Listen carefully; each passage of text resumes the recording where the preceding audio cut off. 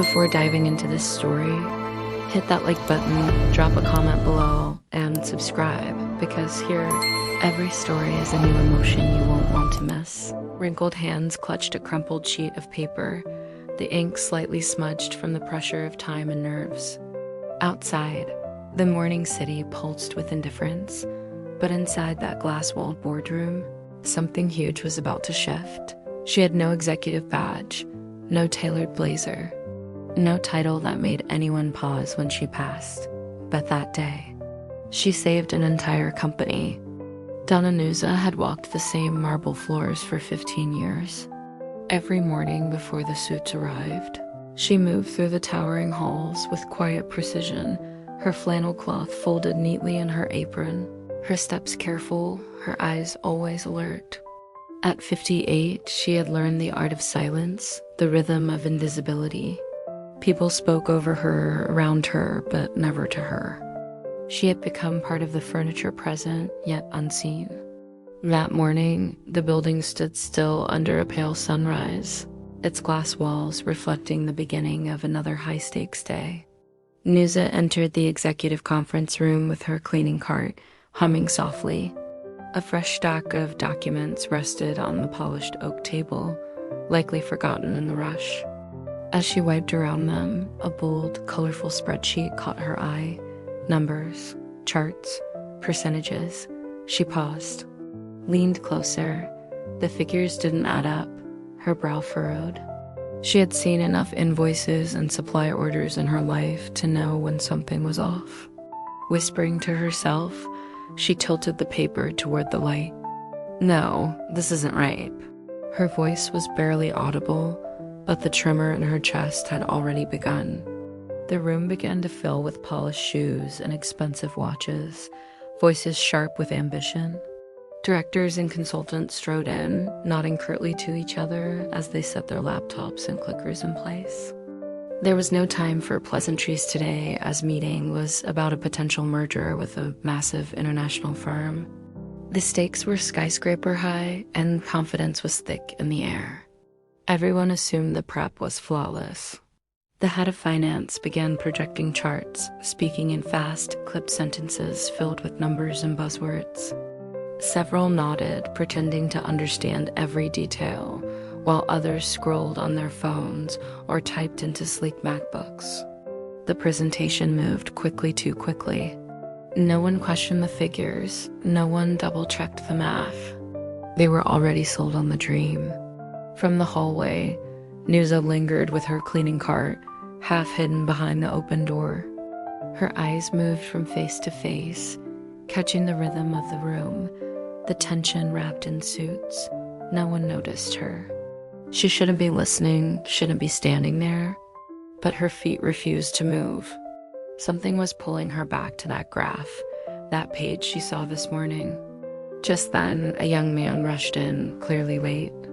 His name was Lucas, one of the junior managers, still new, still earning his place. He slid into a chair at the end of the table, a little out of sync with the others. His posture was unsure, eyes scanning the slides with a furrowed brow. He didn't look like he belonged there either, at least not yet. During a quick break for coffee, the air lightened. People stood, stretched, muttered casual comments. Nusa saw her moment. Heart pounding, she approached Lucas with hesitant steps, flannel cloth still in hand. He turned to her, a little surprised, not used to being addressed by someone in her position. She leaned in, her voice low. "Sir, I'm sorry to bother you," she said softly, "but I saw those papers earlier. I think there's a serious mistake in those cost percentages." Lucas blinked, confused. "Sorry, what do you mean?" She gently pointed toward the screen where the slides were paused. Her finger trembled slightly. Lucas followed her gaze. He pulled out his phone and opened the PDF file with the report. For a moment, he scrolled, checking the numbers she mentioned. A frown deepened on his face. His finger hovered over a bar chart, and he tapped quickly into a calculator app. His breath caught. He looked up at her, eyes wide. "Oh my God, you're right." There was a long pause between them. He glanced toward the others who were laughing at a joke the lead director had made. They had no idea, no clue that a time bomb was ticking quietly in their presentation. Lucas looked at the woman in front of him, this quiet, steady presence he had never really noticed before. She nodded once, then stepped back silently. Lucas closed his phone and sat still for a moment. His brain raced. If this data was wrong, the entire proposal could collapse. Millions were on the line. Investors, trust, credibility, all built on broken math. He clenched his jaw, suddenly unsure whether to speak or stay silent. His hands trembled slightly under the table. He looked up again, this time with resolve. No matter the risk, someone had to say something.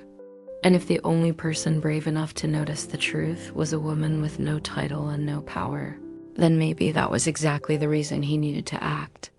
Lucas took a breath and turned toward the front of the room.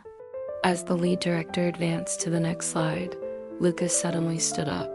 His voice cut through the room like a sharp blade, silencing the hum of small talk and rustling papers. "Excuse me," he said, his tone steady but loud enough to carry. "But I believe there's a significant error in the financial calculations being presented." Heads turned, eyebrows lifted, the projections are inflated. "If we move forward with these numbers, we're risking the entire deal." A wave of irritation rippled across the room. One of the senior consultants scoffed, folding his arms. "Are you serious?" These numbers were reviewed by 3 different teams. Triple-checked. Another director shook his head in disbelief, already preparing to dismiss the interruption. The room began to buzz again, low murmurs of annoyance and disbelief. Lucas stood his ground, despite the heat rising to his cheeks. He took a deep breath. "It wasn't me who found the error," he said slowly, each word deliberate. "It was the cleaning lady. She noticed the mistake this morning while preparing the room." The air shifted instantly. It was as if someone had unplugged the room's energy. All eyes turned toward the back, toward the door where Nusa stood. Her cloth clutched tightly in her hands, frozen, staring. For a moment, no one moved. The boardroom, filled with some of the most powerful people in the company, stared in silence at a woman most of them had never even greeted. Nusa didn't flinch, but her fingers gripped the cloth tighter. Her chest rose and fell just a little quicker. She wasn't supposed to be there. And yet she was the only one who had seen the truth. The senior director, Mr. Roberto, stepped forward. He didn't speak at first. He simply reached for the report in front of him and flipped through the pages, fingers scanning the lines. Then he looked at the projected chart, then back at the printed page.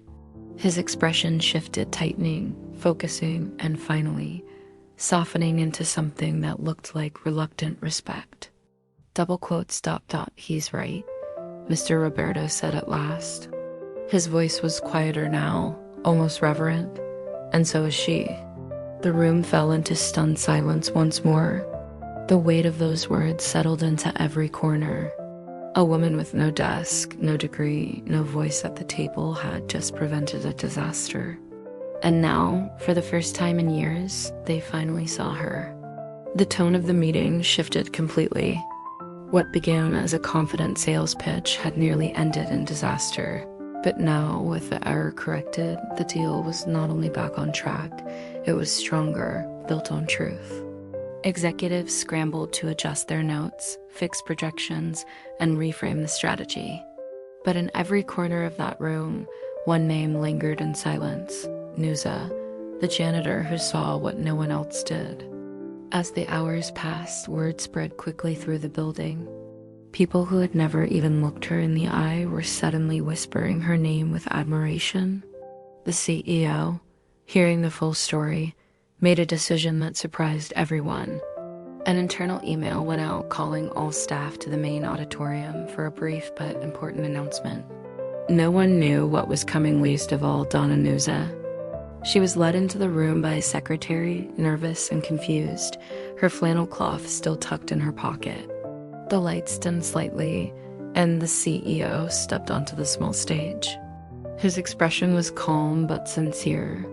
Today, he began, the company was saved not by a strategy, not by a title, not even by a pitch deck.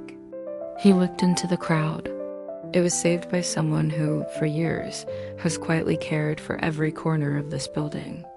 Gasps and murmurs echoed through the room as he continued. Donna Nusa, thank you. Thank you for being present, for noticing, for speaking up when no one else did. He gestured for her to step forward, and hesitant but moved, she approached the stage. Applause erupted. It was thunderous. Some stood. Some clapped with genuine emotion. Nusa blinked hard, trying to hold back tears. She bowed her head, overwhelmed. Her hands trembled as she wiped a tear from her cheek with the edge of her sleeve. She wasn't used to this, to being seen. Her whole life had been about blending in, not disrupting. Yet now, she stood at the center of the spotlight. A woman whose silence had become her armor, finally acknowledged. In the back row, Lucas smiled softly and gave her a small thumbs up. Their eyes met for a second, an unspoken bond formed. He wouldn't forget this moment. She had changed his view of what leadership meant. Not in authority or volume, but in courage, in presence, in care, and perhaps in listening when no one else is. As the crowd dispersed and the evening painted shadows across the polished floor, Donna Nusa walked out of the building slower than usual. But this time heads turned as she passed. Smiles greeted her where silence used to live. She didn't say much. She didn't need to. That day had already said everything. Sometimes the sharpest eyes don't sit at the conference table. They sweep the corners, straighten the chairs, notice the small misalignments that others miss. Every role has value. And those who listen to the invisible are the ones who see what truly matters.